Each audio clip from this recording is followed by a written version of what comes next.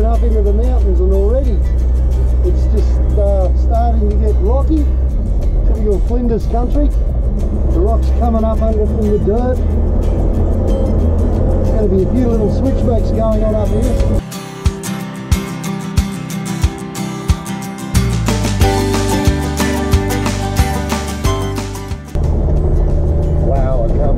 Beautiful it is out here, just stunning.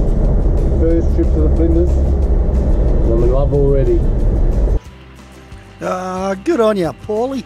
It's a beautiful place, but we're on our way up to a fairly reasonable sort of a mountain track. Then we're going to drop down, run along the fence line and come up the Billy Goat track, reputedly the toughest track in the Flinders. And we're about to find that out for sure. I think we're both going to be glad we left most of the weight back at the station, eh? There's plenty to do though. I've got to check the lockers, you know, got to make sure everything's working. You never know when you're going to need it up here in the Flinders, although not for a while, I'm thinking. When you build a truck yourself, the first few trips, really it's all about just you getting to know the truck and maybe the truck getting to know you too. You know, a few episodes ago, Flash Matt heard a new squeak at the back door of his 79 series, and he pinned it down and he said, "That's a new squeak." That is what it's like when you build a truck.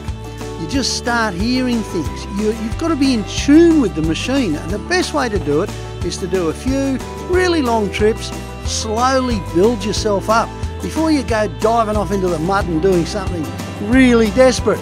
I know you're all kind of hanging out for Milo 2 to do that, but before we even get there, I need to know this truck will pop in and come out the other end. That means I need to know it and it needs to know me.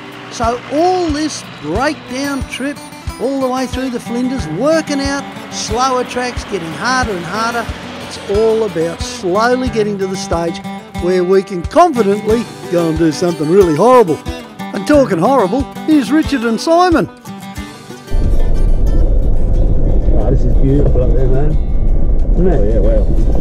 That's got to be like 150 kilometre view there. Wow, I'll check that out. Oh, being on top of the Flinders, it's like being on top of the world. Just wondering what the climb's going to be like to get back up here though. This is one of the most awesome landscapes in the whole world without a doubt. And there's nobody to share it with.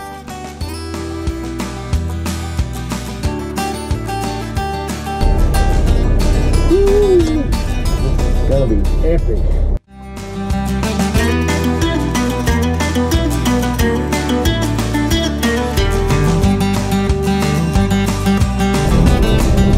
Armstrong steering. Whoa.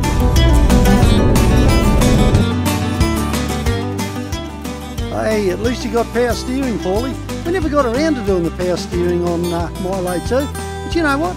I'm not too bothered at this stage, because I've driven plenty of trucks without steer, and really at the end of the day it's just about keeping them rolling, isn't it? Oh yeah. You did let those tyres, didn't you? Yeah, I did.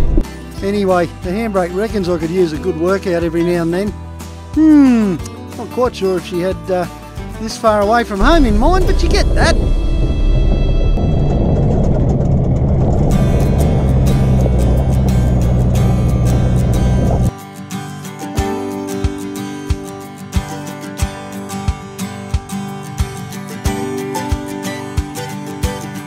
Lots of rocks, heaps of rocks.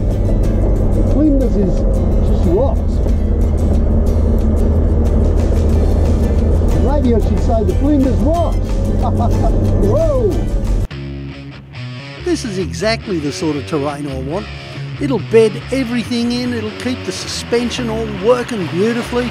Pretty soon I'm going to know everything about this truck, and I'm going to know what to expect. What you don't see, I guess, is the nights we spend underneath tightening things up, just eyeballing things, having a look, making sure everything's hanging in there okay. I can see there's going to be a few things I'm going to have to change before too long, and I know I need some sidebars and stuff like that too. At the moment, you know what, I'm just keen to go driving. You would be too if you had a beautiful 12H powered 5-speed 40 series. Oh, look, I'm absolutely in love with this truck, but it's a love affair that's coming along slowly. I reckon before too long we'll be trying her out off that billy goat track, and that'll be the first hard track, but they'll just get tougher after that too, I reckon. Oh well, the harder it gets, the more I'm going to love it.